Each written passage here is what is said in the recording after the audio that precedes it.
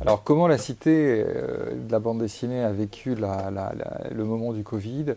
Ça a été un moment de très grande mobilisation des équipes, avec à la fois une très forte cohésion des équipes et puis une période de grande créativité, parce que l'enjeu pour nous, c'était de pouvoir inventer d'autres façons de promouvoir nos activités et d'avoir des activités dans une période où tout le monde était chez soi. Donc on a massivement utilisé les outils numériques et ça nous a donné l'occasion de développer des outils que nous n'avions pas développés jusqu'alors. Je pense notamment à tout ce qu'on a pu faire autour des ateliers en ligne. Donc l'équipe de médiation a inventé des ateliers en ligne.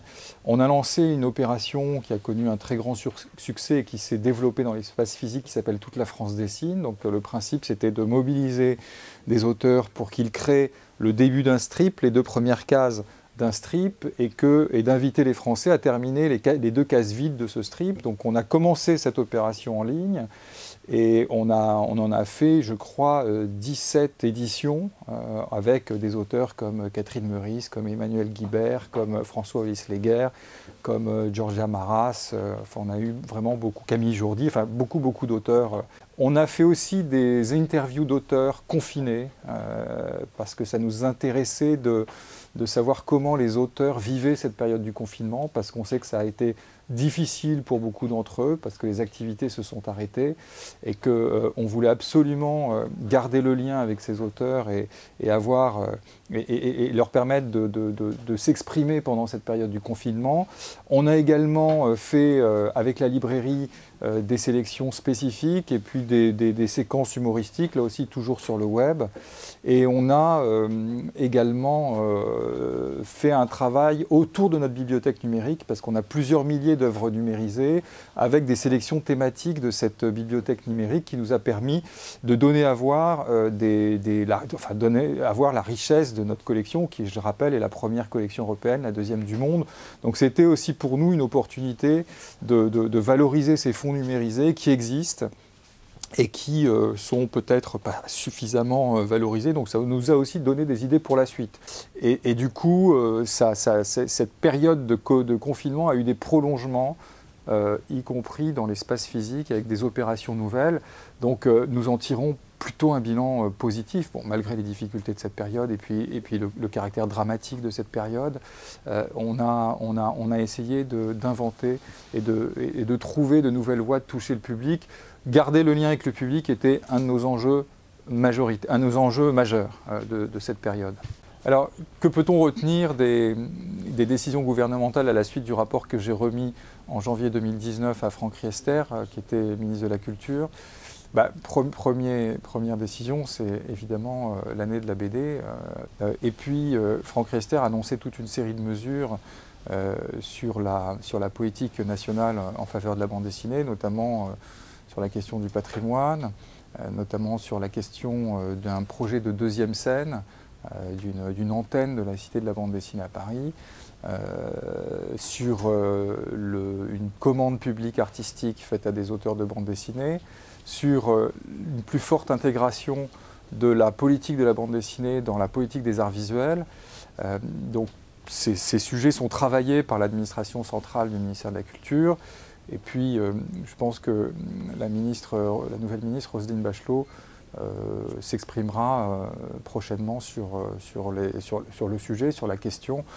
Sur la question patrimoniale, à la Cité, nous avons souhaité consacrer nos rencontres internationales de la bande dessinée. Donc on a lancé en 2016 des rencontres nationales qui sont devenues rencontres internationales dans le cadre de la labellisation d'Angoulême par l'UNESCO Ville Créative. Et donc ce sont nos premières rencontres internationales, mais le concept de rencontre reste le même. On l'élargit à des enjeux internationaux. Donc nous consacrerons ces rencontres internationales à la question du patrimoine, parce que je reprends souvent cette phrase de Thierry Gronstein qui disait dans un de ses livres que la bande dessinée était un art sans mémoire. Or, on assiste depuis une quinzaine d'années à la véritable naissance d'une conscience patrimoniale dans la bande dessinée, ce qui est un phénomène assez nouveau, avec l'évolution considérable des ventes publiques de planches, avec le fait que nous avons en France une collection, celle de la Cité, qui est la première d'Europe et la deuxième du monde, que beaucoup d'institutions patrimoniales font de plus en plus appel à cette collection et font de plus en plus d'expositions qui s'intéressent à l'histoire de la bande dessinée et s'intéressent au patrimoine de la bande dessinée. Donc il nous semblait important d'avoir un moment d'échange à l'échelle internationale sur la façon dont cette question patrimoniale est traitée par différents pays.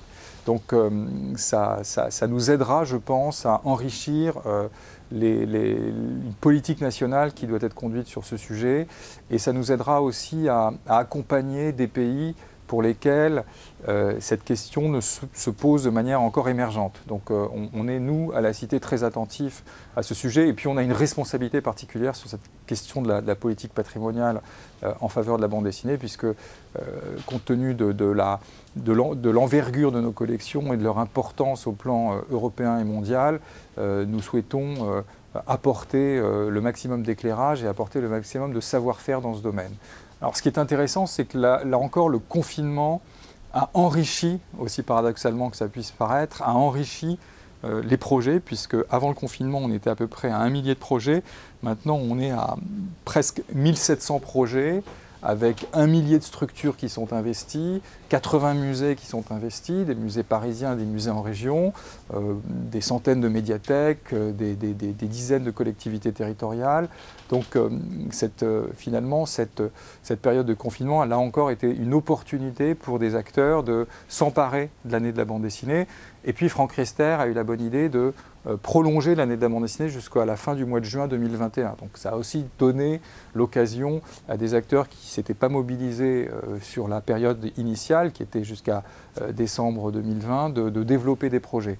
Donc on a une montée en puissance en fait de BD 2020-21 et avec des expositions emblématiques qui se sont ouvertes, je pense notamment à Picasso et la bande dessinée au Musée national Picasso à Paris, et l'exposition consacrée à Emmanuel Guibert qui a également été inaugurée récemment dans le nouvel espace d'exposition de l'Académie des Beaux-Arts, et puis l'exposition consacrée à Catherine Meurice qui sera inaugurée très prochainement à la Bibliothèque publique d'information du Centre Pompidou, mais beaucoup d'autres expositions auront lieu à Blois, à Compiègne.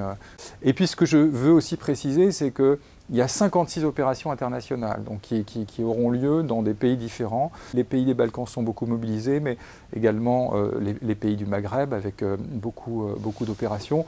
Donc il y a aussi cet aspect international parce que la bande dessinée française diffuse une image extrêmement créative et extrêmement dynamique de notre pays. Donc il y a une forte attractivité de cette bande dessinée, et les services culturels ou les acteurs culturels étrangers se sont également emparés de cette année de la bande dessinée, ce qui est quand même une très bonne chose.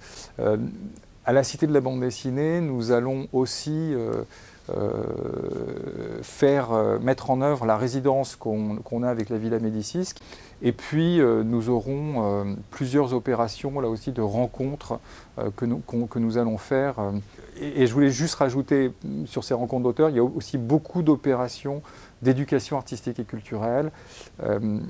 Le Centre national du livre et le ministère de l'Éducation nationale, pour la première fois, lancent un programme national de résidence d'auteurs en milieu scolaire, donc avec un objectif d'un auteur par département. Et ça, c'est vraiment lié à 2020, année de la BD, qui a permis cette initiative tout à fait inédite de ces résidences d'auteurs de bande dessinée en milieu scolaire.